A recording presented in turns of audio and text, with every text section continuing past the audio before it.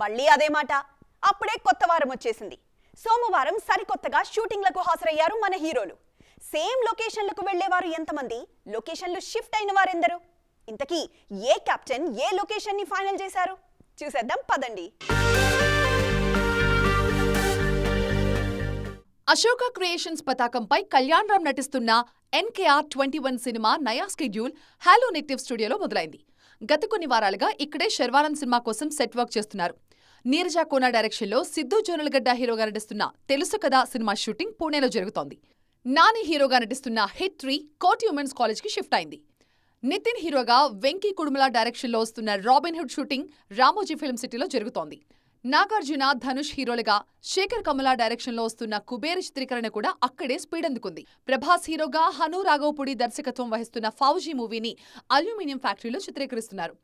Game changer కోసం ఈ లొకేషన్కి వెళ్తున్నారు కెప్టెన్ శంకర్. మారుతి డైరెక్షన్లో వస్తున్న రాజాసాబ్ సినిమా అజీజ్ నగర్లోని పీపుల్ మీడియా స్టూడియోలో వేగంగా జరుగుతోంది. అల్లు అర్జున్ పుష్ప 2 కోసం బాచుపల్లిలో ఒకటి, అన్నపూర్ణ స్టూడియోలో ఇంకొకటి 2 యూనిట్లు పనిచేస్తున్నాయి. రవితేజ హీరోగా భాను డైరెక్షన్లో వస్తున్న సినిమా శంకరపల్లిలో జరుగుతోంది. నిఖిల్ హీరోగా భరత్ కృష్ణమాచారి దర్శకత్వం వహిస్తున్న స్వయంభూ అన్నపూర్ణ స్టూడియోస్కి ఫిక్స్ అయింది. మెగాస్టార్ చిరంజీవి హీరోగా వశిష్ఠ దర్శకత్వం వహిస్తున్న విశ్వంభర జపాన్ స్కెడ్యూల్ స్టార్ట్ అయింది.